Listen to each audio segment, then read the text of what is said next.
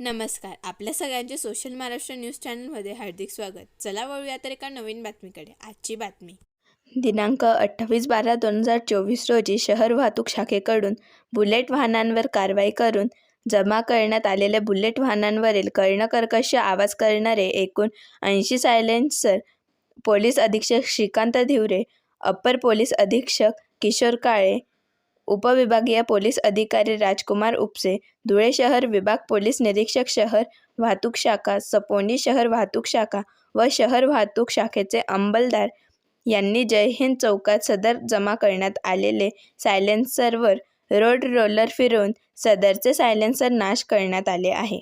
जे मुलं मोठ्या प्रमाणामध्ये बाईकला आणि बुलेटला सायलेन्सर लावून ही चोरी करतात, त्यांच्याकरिता आपण जेवढे सायलेन्सर जप्त केले होते सर्वांचा आपण आज नायनाट केलेला आहे. जेणेकरून या बाबतीत कोणी कायदा हातात घेऊ नये आणि नॉईज पोल्युशन आणि ई टिकीसारखे प्रकार करून यासाठी आपण वाटप केलेला आहे. त्याच्यामध्ये सगळ्यांना एक गोष्ट सगळ्यांची नोंद घ्यावी. मोटर ॲक्टच्या 198 कलमांवर त्याला मोठ्या प्रमाणात फाईन आहे. त्याचप्रमाणे जुवेनाईल लोक जे आहेत त्यांना जरी आपण गाडी दिलो त्याला 5,000 रुपये इतका मोठा दंड आहे. त्याच्यामुळे अशा प्रकारचं व्हायलेशन कोणी करू नये याचा हा संदेश